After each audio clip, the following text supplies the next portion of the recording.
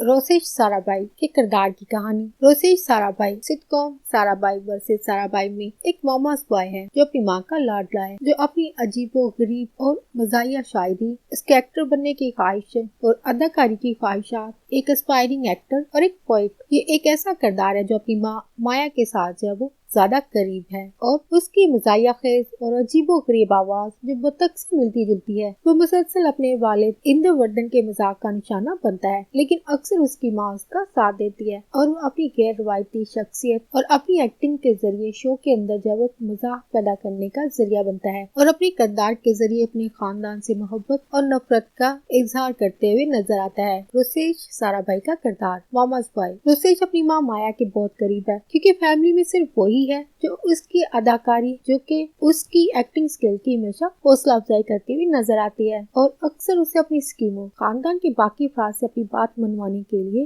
रोसेश को हमेशा हथियार के तौर पर, एक पपिट के तौर पर, एक कठपुतली के तौर पर इस्तेमाल करती है और अपनी बात मनवाने की कोशिश करती है। रोसेश एक एस्पायरिंग एक्टर और पोइट है, एक अदाकार और शायर बनने का ख्वाहिशमंद है। वो एक अदाकार बनने का हमेशा ख्वाब देखता है और मुसलसल अपनी बेहुदा नज़में लिखता और पढ़ता रहता है, जिसके बारे में उसका ख्याल है कि वो काफी गहरी सोच है, कि उसकी नज़मों में गहरी सोच है। इस किरदार की अजीब आवाज और इसका मैनरिज्म आदाब का हमेशा ख्याल रखने वाला रोसेश की एक मखसूस ऊंची आवाज जो बतख जैसी लगती है या फिर किसी मिक्सर मशीन के जैसी महसूस होती है। रोसेश की आवाज और उसकी शख्सियत उसके किरदार की पहचान है और ड्रामे में कॉमेडी पैदा करने का एक जरिया बनता है। अपने वालिद के साथ मोहब्बत से नफरत का रिश्ता। उसका वालिद इंद्रवर्धन अक्सर